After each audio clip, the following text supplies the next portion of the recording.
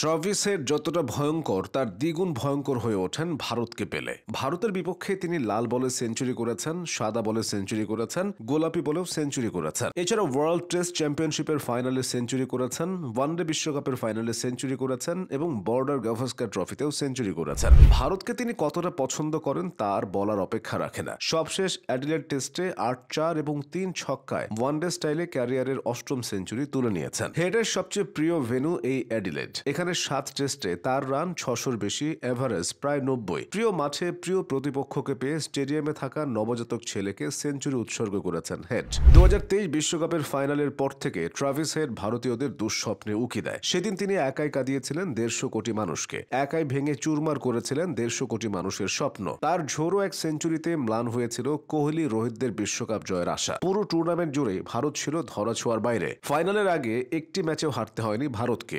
অপ্রতিরোধ্য সেই ভারতের বগি লাইনচ্যুত হয় ফাইনালে গিয়ে। ১২০ বলে ১৩৭ রান করে ট্রাভিস হেড হয়ে গিয়েছিলেন মহানায়ক। শুধু ওয়ানডে বিশ্বকাপের ফাইনালেই নয়, ২০২৩ সালের টেস্ট চ্যাম্পিয়নশিপের ফাইনালেও ভারতকে কাঁদিয়েছেন ট্রাভিস হেড। ওই ম্যাচেও তার দুর্দান্ত সেঞ্চুরিতে অজিরা ট্রফি উঁচিয়ে ধরেছিল। হেড হয়েছিলেন প্লেয়ার অফ দ্য ম্যাচ। দীর্ঘদিন ধরেই ট্রাভিস হেড অস্ট্রেলিয়ার ব্যাটিং লাইন আপের অন্যতম ভরসা। ওয়ানডে আর টি-টোয়েন্টিতে ওপেনার, টেস্টে তিনি কার্যকরী মিডল অর্ডার। তবে খেলার ধরনটা একই রকম, আগ্রাসী এবং ঝোড়ো ব্যাটিং এর জন্যই তাকে সবাই চিনেছে। হেড টেস্টটা খেলেন ওয়ানডের মতন, ওয়ানডে খেলেন টি-টোয়েন্টির মতো, আর টি-টোয়েন্টি খেলেন টি-10 এর মতো। ৮ বছর আগে আন্তর্জাতিক ক্রিকেটে পা রাখা হেডের ওয়ানডে ক্যারিয়ারে দুটি অধ্যায়। প্রথমটি ২০১৬ থেকে ২০১৮ পর্যন্ত, দ্বিতীয়টি ২০২২ থেকে চলমান। মাঝের সময়টা তিনি ছিলেন শুধুই টেস্ট ক্রিকেটার। প্রথম ৩ বছরে ৪২টি ওয়ানডে খেলা হেডের ব্যাটে ছিল ১০টি ৫০ আর একটি মাত্র সেঞ্চুরি। সেই হেডই ২০২২ সালে ৫০ ওভার ক্রিকেটে ফেরার পর ৫টি সেঞ্চুরি আর ৬টি ৫০ করেছেন। টেস্টেও তিনি দীর্ঘদিন ধরে অজিদের মিডল অর্ডার টেনে নিয়ে যাচ্ছেন। মাইকেল হাসির অবসর নেওয়ার পর থেকেই অস্ট্রেলিয়া একজন যোগ্য মিডল অর্ডার ব্যাটসম্যান খুঁজেছে। অনেকে এসেছে,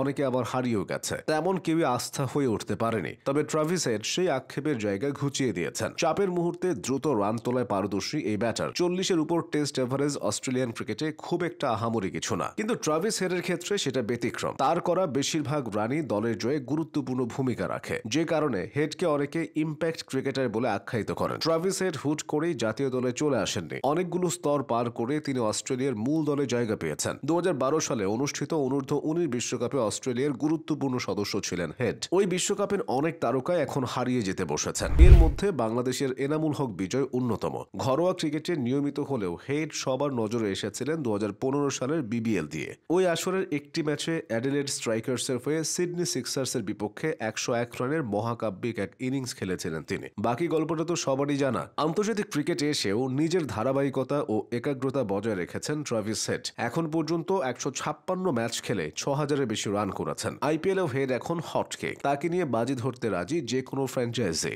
অথচ তিনি একটা সময় রয়্যাল চ্যালেঞ্জার্স বেঙ্গালুরু ডাগ আউটে মন খারাপ করে বসে থাকতেন। কোহলি, ডি ভিলিয়ার্সদের দলে তার জায়গায় হতো না। সেসব এখন অতীত। ট্রাভিস হেড নামটা এখন ব্র্যান্ড।